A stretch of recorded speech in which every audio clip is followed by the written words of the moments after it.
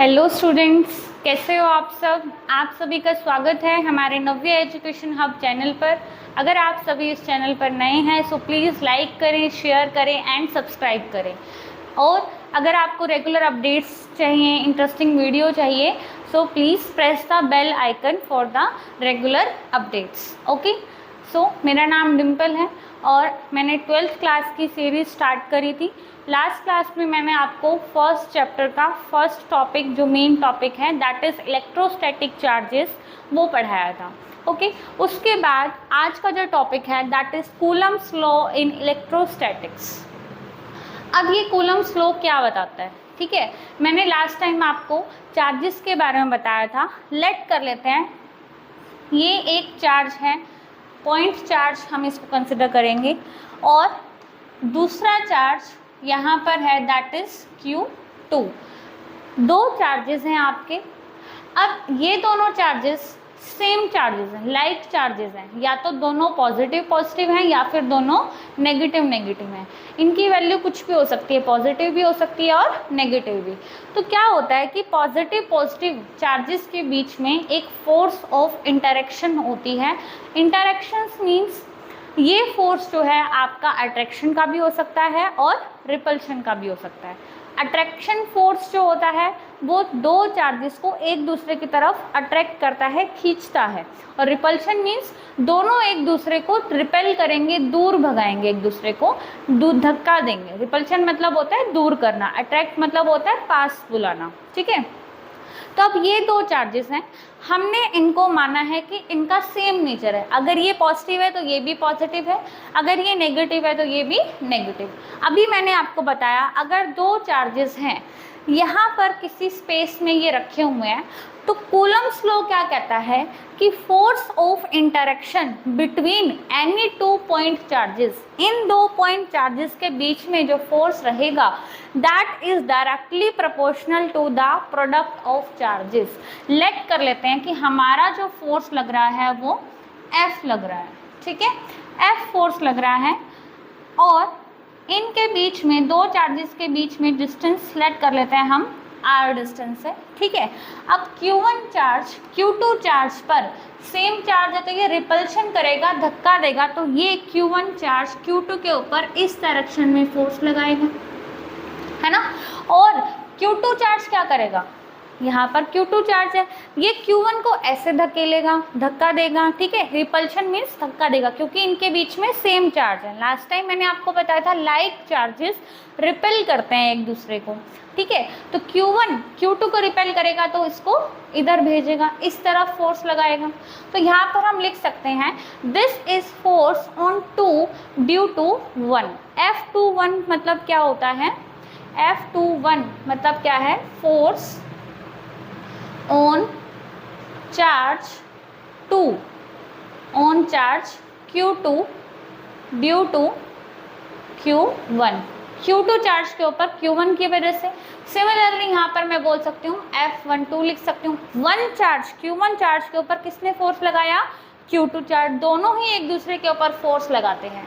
And this is force on charge Q1 due to charge Q2, ठीक है, यहाँ पर लिख सकते हैं। तो अब ये जो फोर्स है आपका, जो दोनों ही एक दूसरे के ऊपर फोर्स लगा रहे हैं, ठीक है, तो यहाँ पर देखिए ये जो फोर्स होता है वो directly proportional to the product of charges के होगा। डायरेक्टली प्रोपोर्शनल किसके होगा, दोनों चार्जेस की आप क्या करें, प्रोडक्ट ले लें, ठीक है। दोनों चार्जेस का मैंने मैग्नीट्यूड लेके प्रोडक्ट ले लिया है। फिर क्या लिखा है, and inversely proportional to the square of distance between them. ये प्रोपोर्शनल का मतलब क्या होता है कि जो फोर्स है ना वो इन चार्जेस की वैल्यू पे डिपेंड करता है। अगर चार्जेस की वैल्यू ज़्यादा है तो फोर्स की भी वैल्यू क्या हो जाएगी, ज़्यादा हो जाएगी, ठीक है। ऐसे ही फोर्स जो होता है इनके बीच के डिस्टेंस पे भी डिपेंड करता है, बट इनवर्सली डिपेंड करता है। इनवर्सली मीन्स रेसिप्रोकल, ठीक है। स्क्वायर ऑफ द डिस्टेंस, अगर इस डिस्टेंस का मैं स्क्वायर कर देती हूँ तो मेरा फोर्स इस पर डिपेंड कर रहा है। Force is directly proportional to the square of distance between them. So this is your Coulomb's law, simplest rule है, अब हम इन दोनों, ये जो दो बातें इसने लिखी हैं, इसको मैं यहाँ पर कंबाइन कर रही हूँ। तो कंबाइन करके मैं लिखूँगी Q1 Q2 के प्रोडक्ट डायरेक्टली प्रोपोर्शनल है और इन्वर्सली प्रोपोर्शनल है इनके बीच में जो डिस्टेंस है उसका स्क्वायर के। अब ये जो प्रोपोर्शनलिटी है ये डिपेंडेंसी बताता है कि फोर्स दोनों चार्जेस पर डिपेंड करता है और किस पे डिपेंड करता है, रेडियस पे, सॉरी इनके बीच में डिस्टेंस पे डिपेंड करता है, जो कि मैंने r माना है। ठीक है, इस प्रोपोर्शनलिटी को हटाने के बाद हम क्या लिखते हैं, इक्वल टू साइन लिखते हैं और यहाँ पे एक कांस्टेंट लिखते हैं। बाकी चीज़ें आपकी एज इट इज़ आ जाएंगी, Q1 Q2 divide by r square. Now this constant, this K is called electrostatic force constant, electrostatic force constant, ये इसका नाम होता है। K is electrostatic force constant. और ये जो K होता है वो डिपेंड करता है कि ये दो चार्जेस किस मीडियम में रखे हुए हैं। हमारे पास अलग अलग तरह के मीडियम होते हैं, सॉलिड मीडियम भी होता है, लिक्विड भी होता है और गैसेस मीडियम भी होता है। और एक मीडियम ऐसा भी होता है जहाँ पर कुछ भी नहीं होता, नो पार्टिकल, कोई भी पार्टिकल ना हो। जैसे स्पेस में जाते हो आप, स्पेस में क्या होता है, कुछ ऐसी जगह भी होती है जहाँ पर कुछ भी नहीं है, नो पार्टिकल, नथिंग, एक सिंगल एटम भी नहीं होता, तो ऐसे स्पेस को हम वैक्यूम बोलते हैं। तो ये दो चार्जेस को इस केस में यहाँ पर मैं क्या लेके चल रही हूँ कि ये दो चार्जेस वैक्यूम में रखे हुए हैं आपने, और वैक्यूम में ये दोनों चार्जेस एक दूसरे के ऊपर फोर्स लगा रहे हैं। ठीक है, तो ये जो K कांस्टेंट है ये मीडियम पर भी डिपेंड करता है और सिस्टम ऑफ यूनिट्स पर भी डिपेंड करता है कि क्या यूनिट्स होंगी उस पर डिपेंड करता है। ठीक है, नाउ अब ये जो K है ये किस चीज़ पर डिपेंड करता है, अभी मैंने आपको बताया मीडियम पर डिपेंड करेगा। ठीक है, अगर ये मीडियम पर डिपेंड करेगा तो हम K is equals to 1/4 pi epsilon naught. K किस पे डिपेंड करता है, 4 पाई तो कांस्टेंट वैल्यू है, एप्सिलॉन नोट पे डिपेंड करता है। एंड एप्सिलॉन नोट को इस जो मैंने यहाँ पर सिंबल बनाया है यहाँ पर, इसको बोलते हैं एप्सिलॉन। ठीक है, और ये जो जीरो लगाया है इसको बोलेंगे नोट, तो ये एप्सिलॉन नोट बन गया। इसको हम बोलते हैं electrical permittivity, permittivity in free space. या तो आप फ्री स्पेस बोल दो और इस फ्री स्पेस को हम वैक्यूम भी बोलते हैं। क्या बोलते हैं हम, वैक्यूम। ठीक है, तो ये जो आपकी परमिटिविटी है epsilon, electrical permittivity epsilon note, ये आपकी फ्री स्पेस में होती है। अगर मान लो मैं खाली एप्सिलॉन लिखती हूँ तो ये इलेक्ट्रिकल परमिटिविटी होती है इन एनी मीडियम, किसी भी मीडियम में जो आपकी परमिटिविटी होगी वो एप्सिलॉन होगी। अगर वैक्यूम की बात करते हैं तो हम क्या लगाते हैं, एप्सिलॉन नोट लगा देते हैं। ठीक है, जो इसकी वैल्यू आती है, कैलकुलेटेड वैल्यू है, दैट इज 9 × 10⁹ अब इसकी यूनिट्स पे निकालनी होंगी हमने, मैं आपको जस्ट अभी निकाल के दिखाऊंगी यूनिट्स क्या होती हैं। ठीक है, अब देखिए यहाँ पर आपके पास ये फॉर्मूला है, F = K Q1 Q2 divide by R square. अगर यहाँ पर R स्क्वायर डिवाइड में है तो लेफ्ट हैंड साइड लेके जाऊँगी तो मल्टीप्लाई में हो जाएगा, और जो चीज़ यहाँ पर मल्टीप्लिकेशन में है that will go in the reciprocal, यहाँ पर बच जाएगा अकेला K। तो K = क्या बनेगा, F की जो यूनिट होती है वो न्यूटन होती है, R की यूनिट डिस्टेंस है, मीटर होगी, metre square, and divide by charge की यूनिट होती है कुलाम। 2 बार चार्ज है तो कुलाम का square.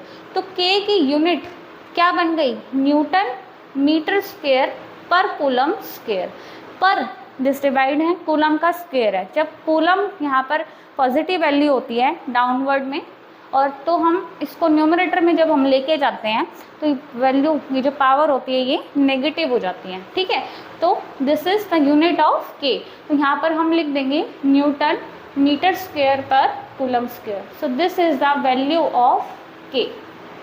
Okay, now epsilon note that is, अगर मैं यहाँ से एप्सिलॉन नोट की वैल्यू निकालूँ तो वो क्या होगी, एप्सिलॉन नोट की वैल्यू एप्सिलॉन नोट डिवाइड में इधर आके मल्टीप्लाई हो जाएगा, और जो के ऊपर है यहाँ पर न्यूमरेटर में इक्वल टू के साइड में आके यहाँ पर वो डिवाइड में चला जाएगा। जब मैं इस के की वैल्यू यहाँ पर पुट करती हूँ तो मुझे किसकी वैल्यू मिलती है, एप्सिलॉन नोट की, दैट इज 8.85 इंटू 10⁻⁻12। अब आप देखिए ये जो एप्सिलॉन नोट है और के है ये एक दूसरे के रेसिप्रोकल है, तो हमें यहाँ पर इसकी यूनिट्स जो होंगी वो जस्ट इसके रेसिप्रोकल होंगी के। तो आप लिख सकते हैं पर न्यूटन पर metre square coulomb square. So this is the electrical permittivity.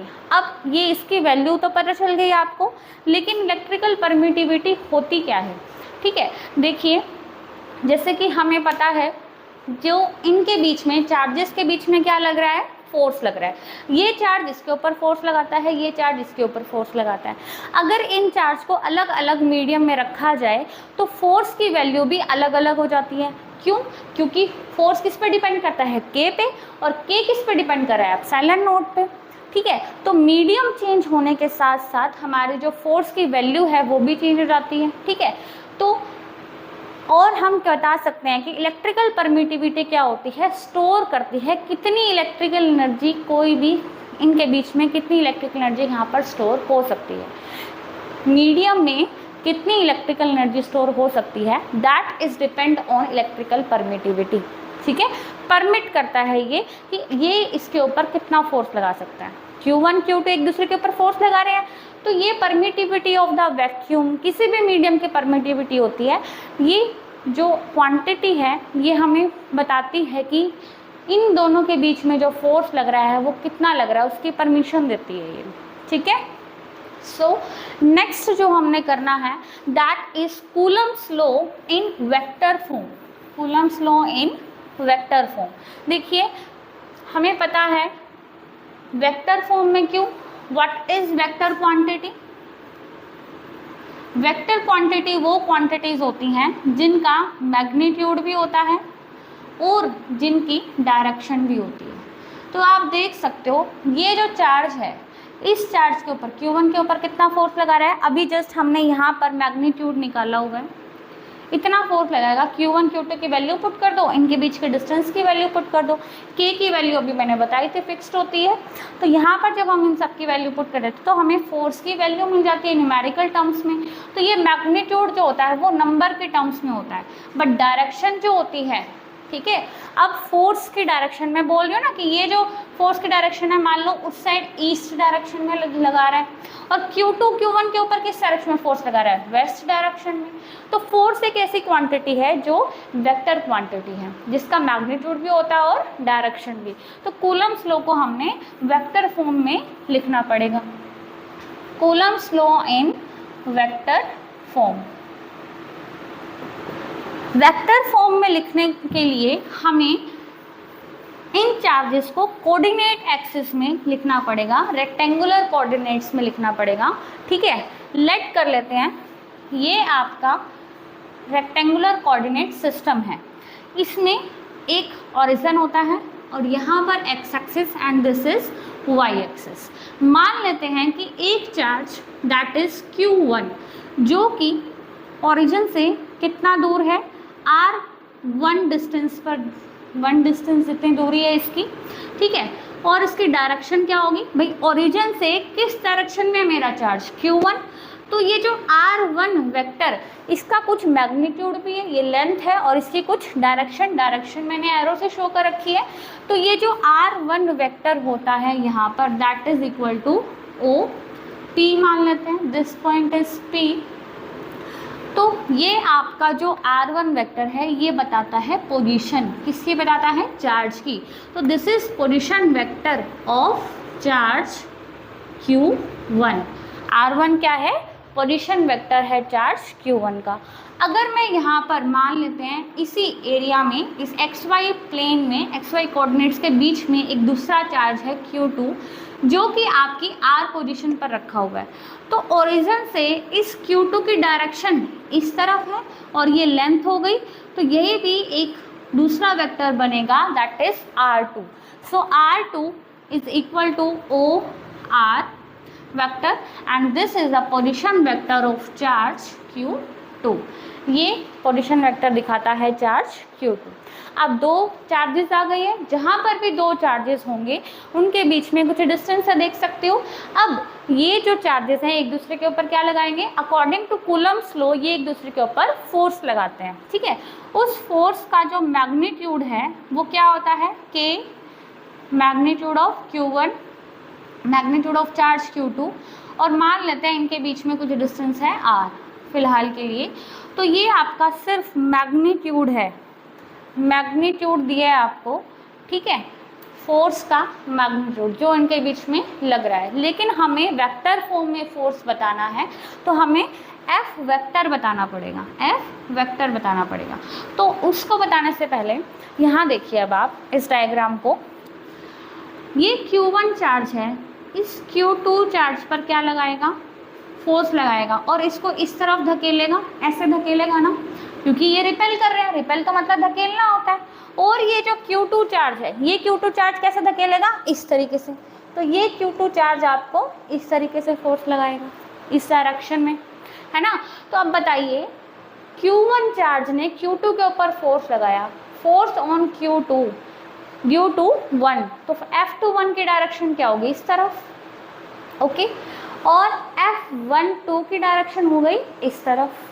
अब आप पेपर में ये तो नहीं बोल सकते ना इस तरफ उस तरफ डायरेक्शन, डायरेक्शन को रिप्रेजेंट करने के लिए हमारे पास यूनिट वेक्टर्स होते हैं। क्या होते हैं, यूनिट वेक्टर्स, वो जस्ट मैं अभी आपको बताऊंगी।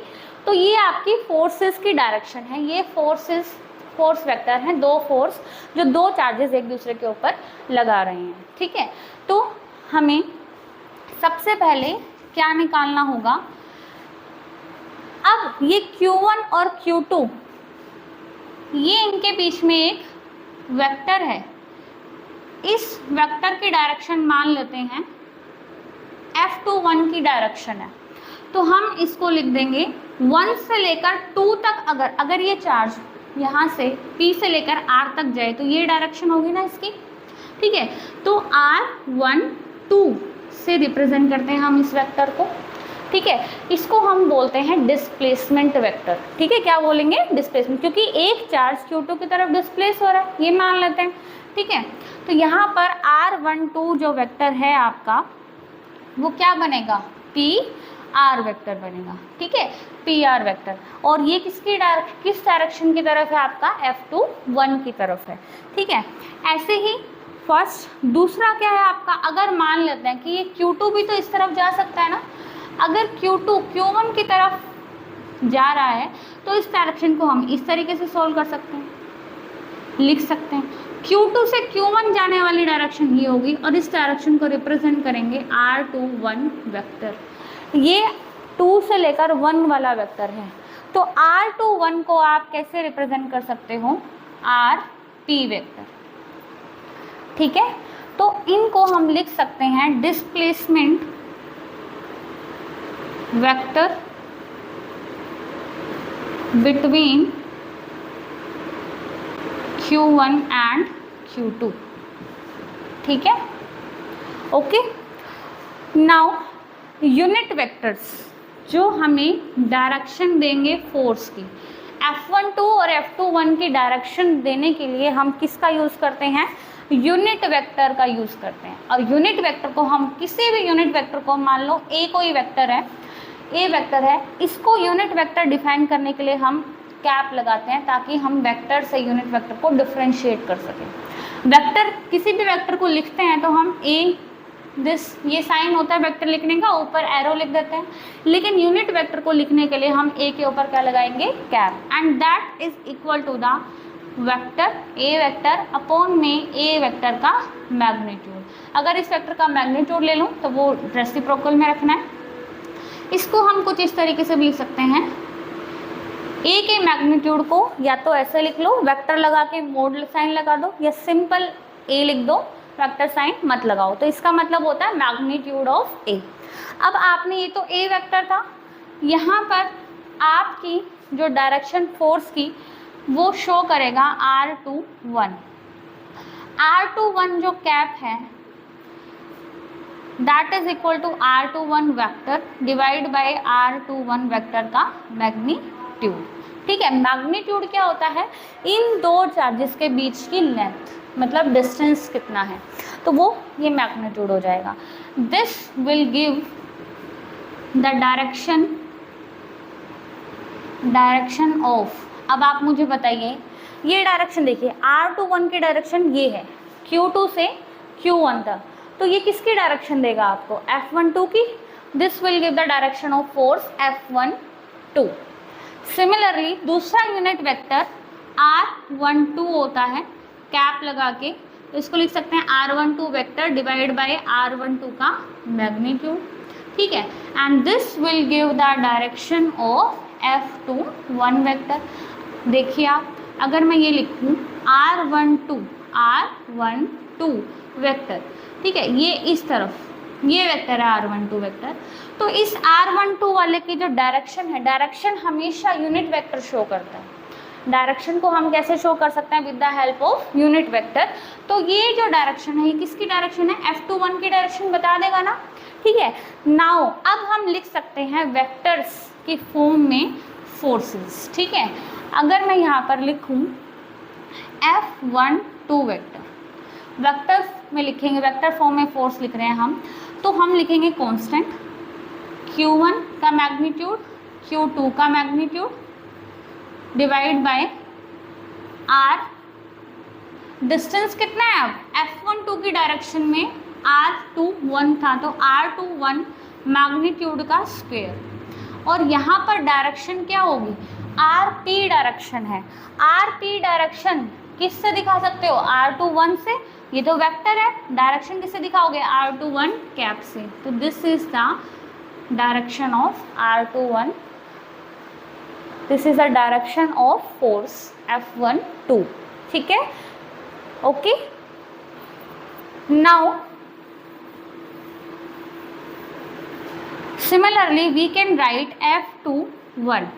F21 क्या है आपका, K Q1 Q2, देखिए इनके बीच में मैग्नीट्यूड सेम रहेगा, इन दोनों फोर्सेस का मैग्नीट्यूड सेम है, ये होता है मैग्नीट्यूड, ये आपकी डायरेक्शन, तो मैग्नीट्यूड इसमें सेम रहेगा, ठीक है। R12 square R12 cap. F21 की डायरेक्शन आपका कौन सा वेक्टर देगा, R12 वाला वेक्टर देगा, R12 की डायरेक्शन होगी, ठीक है। हमने ये दो फॉर्मूले याद रखने हैं, और इसमें अगर हम पुट करते हैं तो हमारा F12 वेक्टर क्या बन जाएगा, K Q1 Q2 divide by R21 vector का होल स्क्वायर।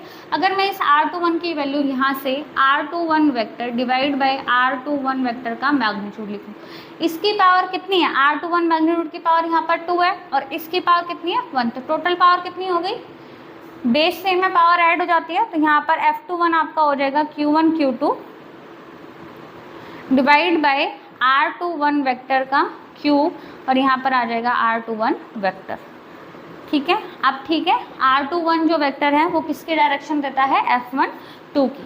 सिमिलरली हम F12 को भी लिख सकते हैं, ठीक है। F12 की डायरेक्शन क्या होगी, F12 तो मैंने लिख दिया, F21 लिख सकते हैं हम। F21 देखिए आप, F21 आप कैसे लिख सकते हो, K Q1 Q2, यहाँ पर देखिए F21 में R12 कैप है, इस R12 कैप की वैल्यू मैं ये पुट करती हूँ, तो यहाँ पर क्या आएगा, R12 vector divide bye R12 vector का मैग्नीट्यूड, डिवाइड बाय में R12 वेक्टर का मैग्नीट्यूड का स्क्वायर तो है यहाँ पर। अब यहाँ पर फिर से बेस सेम है, पावर ऐड हो जाएगी, पावर कितनी बन जाएगी, यहाँ पर 3 पावर बन जाएगी, ठीक है। इसको हम और तरीके से भी लिख सकते हैं। अब आपने 11th में वेक्टर्स पढ़े होंगे, हमें ये डिस्प्लेसमेंट निकालनी है, R12 निकालनी है और R21 निकालनी है। Triangle law of vector addition, triangle law of vector addition से हम ये R12 की वैल्यू निकाल सकते हैं। अब मैं आपको पहले ट्रायंगल लॉ ऑफ वेक्टर ही समझा देती हूँ। मान लीजिए कि कोई एक वेक्टर A है और ये एक वेक्टर B है, इस वेक्टर का हेड और बी वेक्टर का टेल जुड़ा हुआ है, इसको हम वेक्टर एडिशन रूल बोलते हैं। इन दो वेक्टर्स को मिलाने के बाद जो रिजल्टेंट वेक्टर मिलता है, मतलब इन दोनों का वेक्टर जो प्लस मिलेगा, वो हम कैसे निकालते हैं, फर्स्ट वेक्टर का टेल और लास्ट वेक्टर का हेड मिला दीजिए, तो ये होता है रिजल्टेंट वेक्टर। और ये ट्रायंगल फॉर्म कर रहा है, तो ट्रायंगल लॉ ऑफ वेक्टर के according R is equals to होता है A प्लस बी। इन दोनों वेक्टर्स का रिजल्टेंट R होता है। अब आप यहाँ पे देखिए, यहाँ पर भी कुछ ऐसा ही ट्रायंगल बन रहा है। R1 को मान लीजिए A वेक्टर, और इसके हेड के साथ टेल जुड़ा हुआ है R12 का, तो ये हो जाएगा आपका क्या, B वेक्टर। फर्स्ट वेक्टर का टेल एंड लास्ट वेक्टर का हेड, ये आपका रिजल्टेंट हो गया ना इसमें। तो आप इसको इस तरीके से लिख सकते हो, R2 vector is equal to R1 plus R12। Triangle law के अकॉर्डिंग आप ये इक्वेशन लिख सकते हो।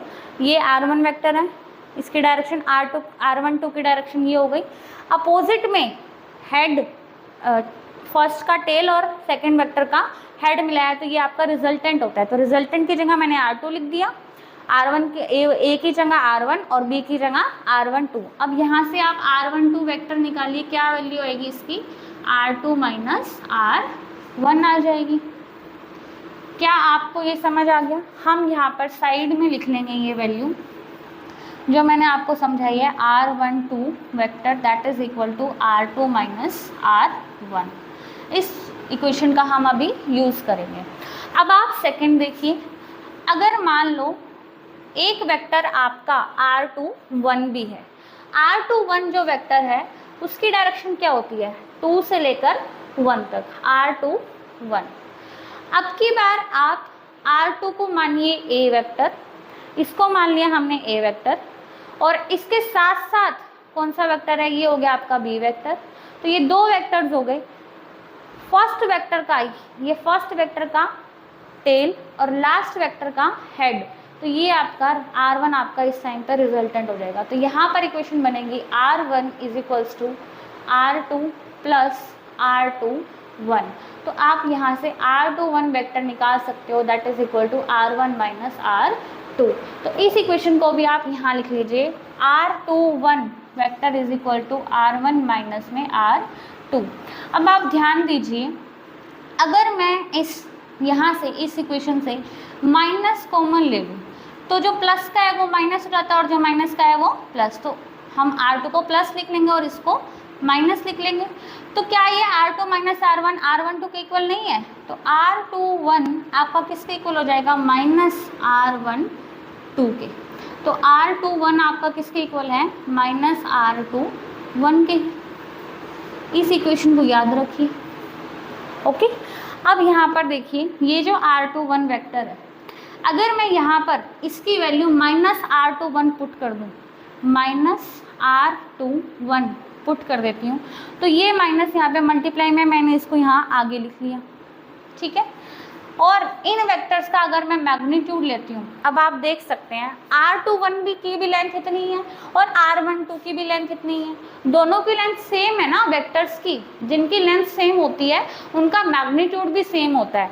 अगर मैं इन दोनों का मैग्नीट्यूड लेती हूँ, R21 वेक्टर का magnitude that is equal to R12 का मैग्नीट्यूड होता है, ठीक है। तो ये दोनों का मैग्नीट्यूड सेम होगा। तो यहाँ पर देख लीजिए कि ये जो डिवाइड वाली टर्म्स हैं, R21 का मैग्नीट्यूड और R12 का मैग्नीट्यूड तो सेम है।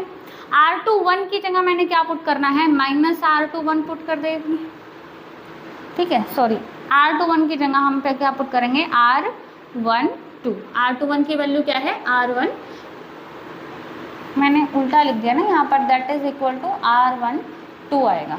यहाँ पर देखिए R2 माइनस R1 की वैल्यू कितनी है, R12 है, तो मैं यहाँ पर इसकी वैल्यू पुट कर दी, R12 आएगी। तो ये भी मैंने यहाँ पर सॉरी गलत लिख दिया था। आप इस इक्वेशन को देख लीजिए, यहाँ पर पहले लिखा था R21, यही था।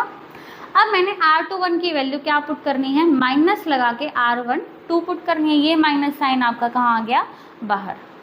अब ये जो क्वांटिटी है इसके बराबर दिख रही है आपको, सेम हो गई।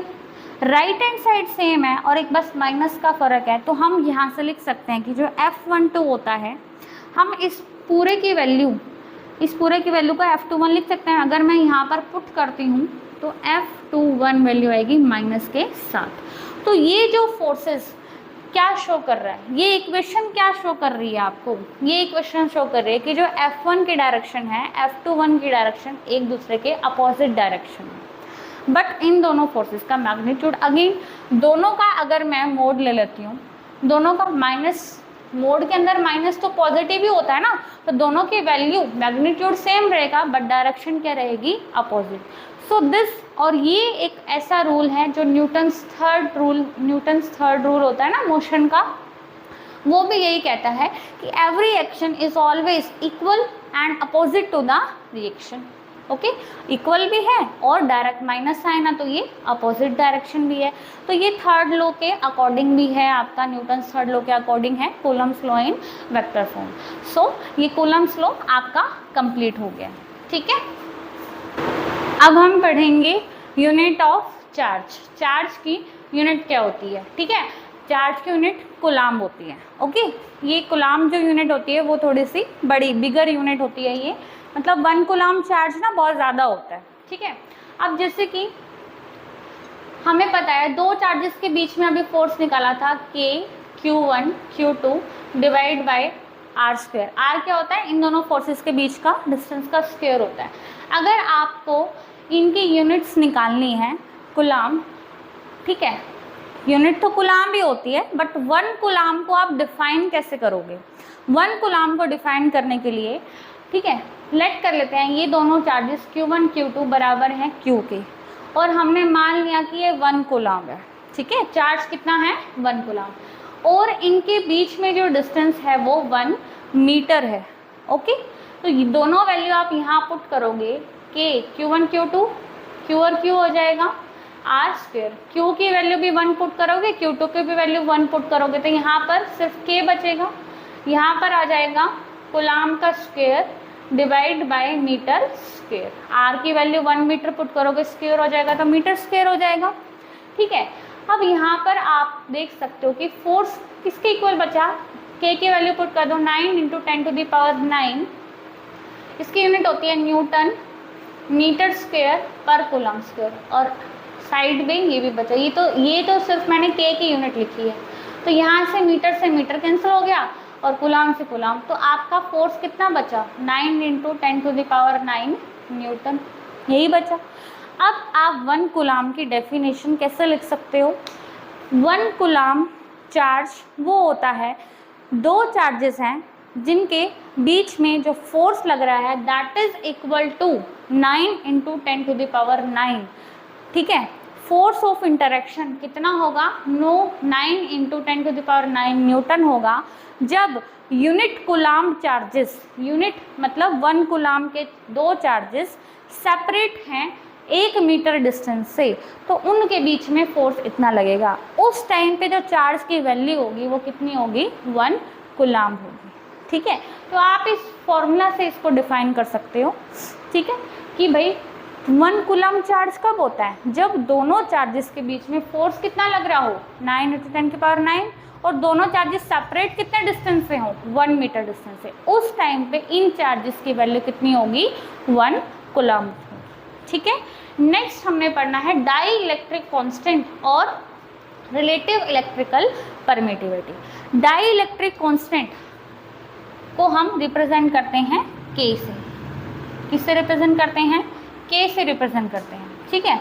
अब इस K को बताने से पहले हमें पता है force between two charges that is equal to K Q1 Q2 divide by R square.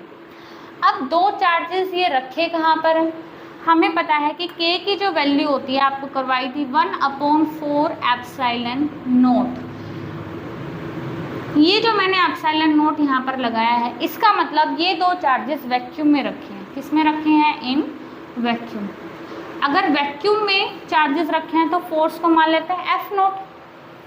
लेकिन अगर ये दोनों चार्जेस आपके रखे हों किसी मीडियम में, किसी दूसरे मीडियम में, ग्लास में, वाटर में, लिक्विड, सॉलिड, गैस, कैसे भी मीडियम में, तो उस टाइम पे जो आपका फोर्स हो जाएगा, डिस्टेंस सेम है, चार्जेस सेम है, बट उनको दूसरे मीडियम में रख दिया।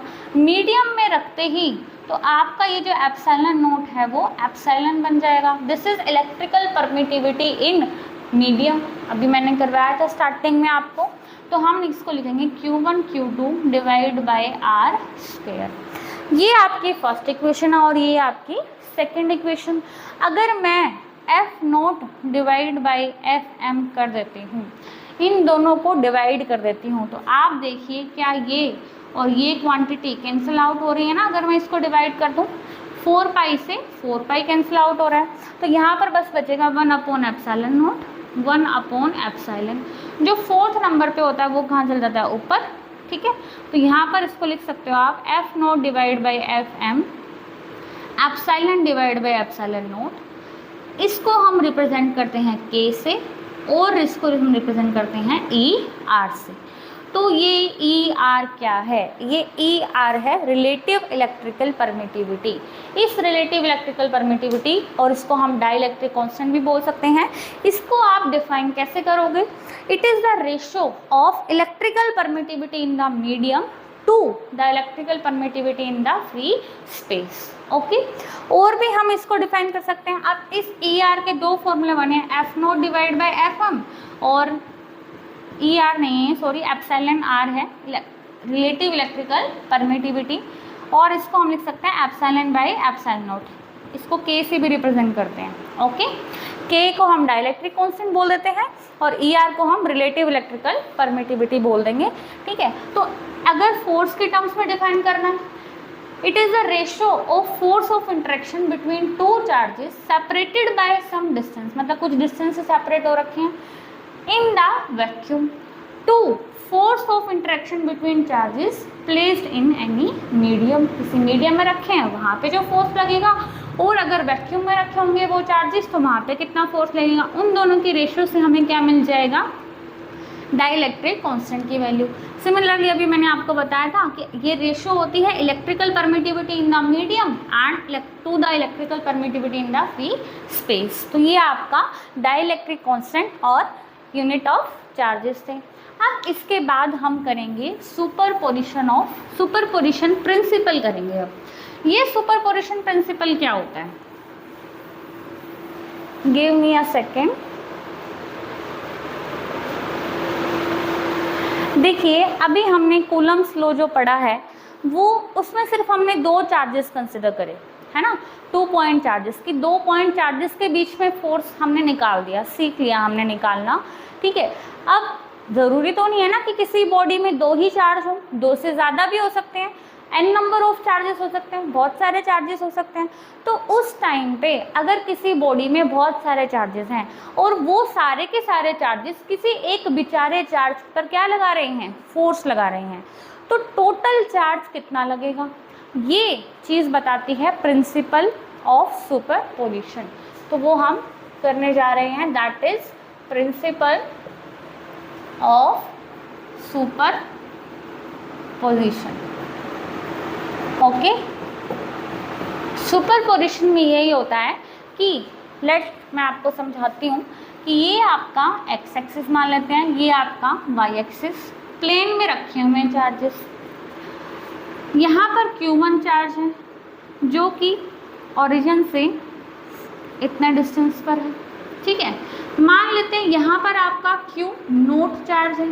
ये Q नोट चार्ज जो है ये मैंने टेस्ट चार्ज माना है। क्या माना है, टेस्ट। टेस्ट क्यों बोलते हैं, क्योंकि इसके ऊपर जो भी फोर्स लगेंगे वो टेस्ट करेंगे हम कितना फोर्स लगेगा। तो इस Q नोट चार्ज को हम टेस्ट चार्ज बोलते हैं।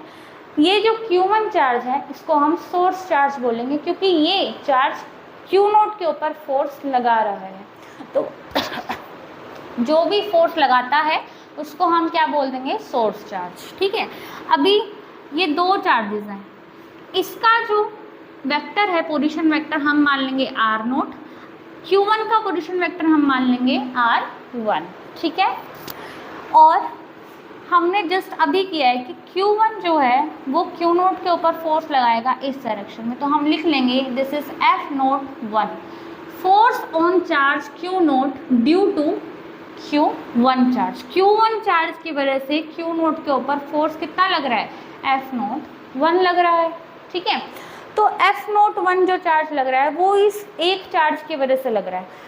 Q0 जो है हमने बहुत स्मॉल चार्ज लिया है, ये टेस्ट चार्ज है, तो इसका इफेक्ट इसके ऊपर नहीं पड़ रहा।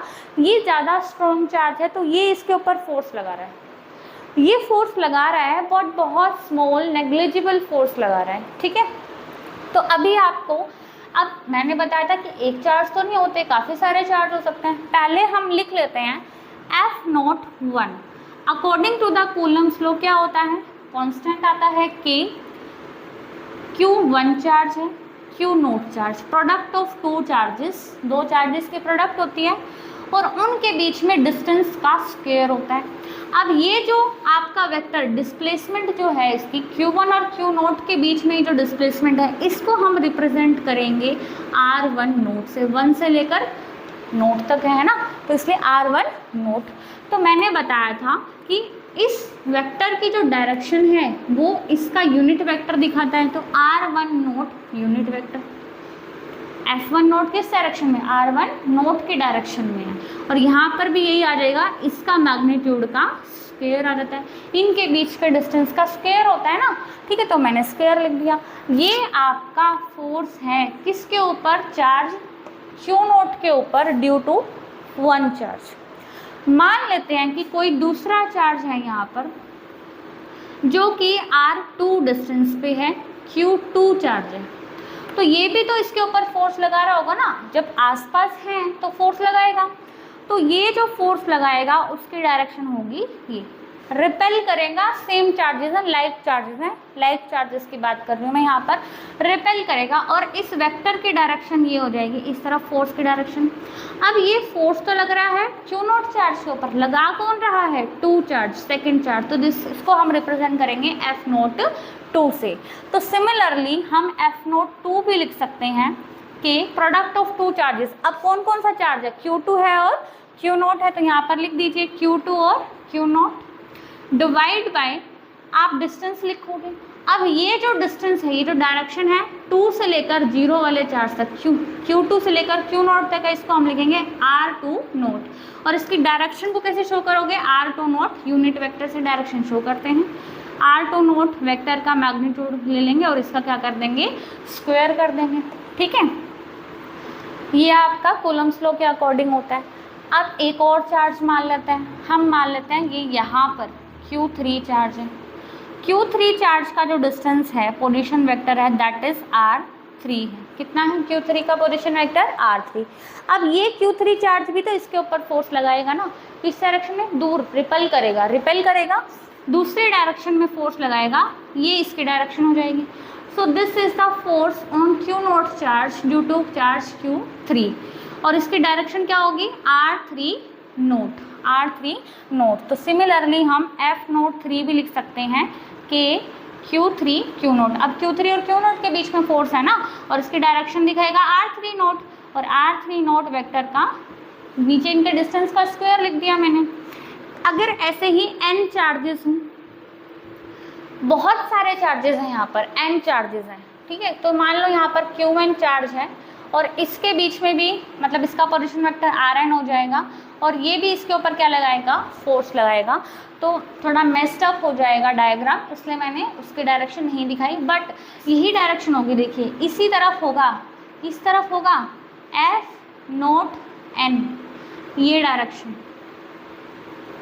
Rn नोट, Rn पॉइंट से लेकर कहाँ जा रहा है, नोट तक, ये डिस्टेंस हम शो करेंगे Rn नोट तक, ये आपका फोर्स की डायरेक्शन होगी। तो F0n वेक्टर, इसको भी आप लिख सकते हो K Q naught divide by Rn naught, n naught का स्क्वायर, और यहाँ पर Rn नोट वेक्टर। क्लियर है। अभी Coulomb's law in vector form में मैंने आपको डिस्प्लेसमेंट वेक्टर निकाल के दिखाया था using the triangle law of vector addition. तो आप यहाँ से R1 नोट कैसे निकालोगे, that is equal to R naught minus R1। ऐसे ही R2 नोट कितना है, R नोट माइनस में R2। सिमिलरली जैसा हमने किया था ना ट्रायंगल लॉ में, ये A वेक्टर है, ये B वेक्टर है, और ये आपका फर्स्ट की टेल और लास्ट की हेड मिलानी है, तो ये आर वेक्टर, तो आर वेक्टर को आप कैसे लिख सकते हो, ए प्लस बी वेक्टर लिख सकते हो। ये देखिए ये वाला वेक्टर डायरेक्शन देखनी है आपको, ये एक वेक्टर है r1, ये दूसरा वेक्टर है, कौन है ये, r1 नोट, इसको मान लेते हैं a, तो यहाँ पर लिख देती हूँ r1 प्लस ये वेक्टर आपका कौन सा है, r1 नोट है, ये लिख दिया। अब इसका टेल और इस वाले का हेड जो मिला रहा है वो r नोट है, तो इसको हमने रिजल्टेंट लिख दिया r नोट। तो यहाँ से r1 नोट की वैल्यू निकालिए, कितनी आई है, r naught minus r1। Similarly आप हर एक डिस्प्लेसमेंट वेक्टर आप निकाल सकते हो, ठीक है। ऐसे ही आप आर एन नोट निकाल सकते हो, R naught minus R N हो जाएगा, ठीक है। ये वेक्टर्स आपको ट्रायंगल लॉ ऑफ एडिशन से निकाल सकते हो। अब सुपरपोजिशन प्रिंसिपल क्या कहता है कि इस बेचारे चार्ज के ऊपर एक भी, ये वाला Q1 भी फोर्स लगा रहा है, Q2 भी फोर्स लगा रहा है, Q3 भी, Q4 Q5 बहुत सारे चार्जेस, सारे के सारे चार्जेस इस बेचारे के ऊपर क्या लगा रहे हैं, फोर्स लगा रहे हैं। तो इसके ऊपर टोटल फोर्स क्या होगा, टोटल फोर्स होगा, जस्ट सम कर दीजिए आप, जितने सारे फोर्सेस इसके ऊपर लग रहे हैं सभी का क्या कर दो आप, सम कर दो, तो वो हमें टोटल फोर्स दे देगा, ठीक है। अब टोटल फोर्स को मैं यहाँ लिख देती हूँ, क्या होगा total force, F is a total force that is F naught 1 first charge की वजह से, F note 2 plus F note 3, ऐसे करते करते करते करते सारे चार्जेस को आपने, सारे चार्जेस की वजह से फोर्स को प्लस कर लेना है। सो this is the superposition principle, और कह सकते हो प्रिंसिपल ऑफ सुपरपोजिशन। क्लियर है। जब आप इन फोर्सेस की वैल्यू यहाँ पर पुट करेंगे तो आपको सभी को सम करना है, ठीक है। अब बार बार आप इतना बड़ा तो नहीं, अब इसकी वैल्यू पुट करते हैं आप यहाँ पर, इसकी वैल्यू पुट करोगे F नोट 2 की, F नोट 3, क्या इनमें आपको कुछ चीज़ें कॉमन दिखाई दे रही हैं, दिखाई दे रही होंगी, क्या K कॉमन नहीं है इसमें, है ना, Q नोट कॉमन है आपका, तो हम K Q नोट को तो लिख लेंगे ऐसे। बाकी क्या बचा है यहाँ पर, 2 की वजह से फोर्स है तो Q2, 3 की वजह से फोर्स है तो Q3 Q1, तो यहाँ से आपके जो फोर्सेस हैं और ये जो डायरेक्शंस हैं वो प्लस हो रही हैं, तो आप लिख सकते हो Q1 R1 note cap divide by R1 note vector का स्क्वायर, ये मैंने कॉमन ले लिया, प्लस कर दीजिए Q2 R2 note vector divide by R2 note का स्क्वायर। अप टू कहाँ तक जाना है आपको, Qn तक, Rn naught vector unit cap, Rn note cap बोलेंगे इसको, ये वेक्टर नहीं है, Rn नोट यहाँ पर वेक्टर है और इसका स्क्वायर। तो अब मैं इसको रब कर देती हूँ, मैंने सारे चार्जेस को क्या कर, सारे फोर्सेस को प्लस कर लिया है, ठीक है। अब इन सभी में प्लस है तो हम इनको कंजस्ट करके, मतलब एक कॉम्पैक्ट फॉर्म में, आसान फॉर्म में, कॉम्पैक्ट छोटी फॉर्म में इसको लिखेंगे, और इस फोर्स को लिखने के लिए हम यूज़ करते हैं समेशन का। समेशन क्या करना है, हमें सम करना है बहुत सारी वैल्यूज़ का, तो i की वैल्यू हम मान लेते हैं 1 से लेकर n तक, बहुत सारे, ये i मतलब नंबर ऑफ चार्जेस, कितने, first second third fourth fifth up to n charges आप प्लस कर रहे हो ना, उसकी वजह से फोर्सेस प्लस कर रहे हो, तो यहाँ पर आप लिख सकते हो K Q नोट तो आपका कांस्टेंट रहेगा। देखिए अगर मैं QI लिख दूँ और RI note cap divide by RI note vector का होल स्क्वायर, अब इस I की जगह मैं 1 वैल्यू पुट करती हूँ तो मुझे ये मिल जाएगा, समेशन का मतलब है प्लस कर दो, I की वैल्यू 2 पुट करूँगी तो मुझे ये टर्म मिलेगी, I की वैल्यू 3 पुट करूँगी तो थर्ड वाली टर्म मिल जाएगी, n पुट करूँगी I की जगह तो मुझे लास्ट टर्म मिल जाएगी। So this is your compact form of the superposition principle. Last में हम इसकी वैल्यू पुट कर देते हैं, F1 वेक्टर फॉर्म में लिखना है होगा तो हम इस तरीके से लिख सकते हैं, K Q naught QI, unit vector को आप लिख सकते हो RI note vector divide bye RI note vector का मैग्नीट्यूड होता है, इसकी पावर 1 है, और यहाँ पर RI नोट ऑलरेडी पावर कितनी है 2, बेस से मैं पावर ऐड हो जाएगी तो पावर यहाँ पर कितनी हो जाएगी 3 हो जाएगी।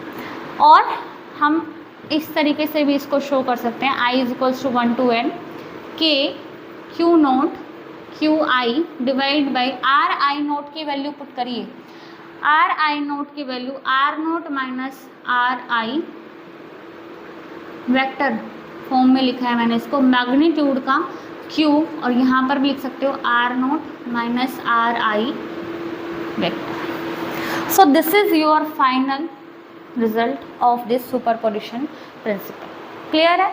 तो ये प्रिंसिपल ऑफ सुपरपोजिशन इसलिए यूज़ होता है कि हमारे एक दो चार्ज तो होते नहीं हैं, बहुत सारे चार्जेस होते हैं। तो बहुत सारे चार्जेस की वजह से किसी एक चार्ज पे अगर हम फोर्स निकालना चाहें तो हम इस प्रिंसिपल का क्या कर सकते हैं, यूज़ कर सकते हैं। एक बात और, ये जो आपके चार्जेस हैं, ये प्रिंसिपल ऑफ सुपरपोजिशन रूल एक समेशन वाला जो आपने लगाया है, ये डिस्क्रीट चार्जेस में ही फॉलो होता है। डिस्क्रीट मतलब अलग अलग जगह पर आपके चार्ज रखे हुए हैं, ठीक है। तो आज के लिए इतना ही बहुत है, ठीक है। अगर आपको मेरी वीडियो पसंद आई हो तो प्लीज़ लाइक करें, शेयर करें एंड सब्सक्राइब करें। जितना हो सके अपने आसपास के बच्चों में शेयर करें, ठीक है। एक बार आके देखिए वीडियो, पसंद आए तो और देखिए, ठीक है। Bye, thank you.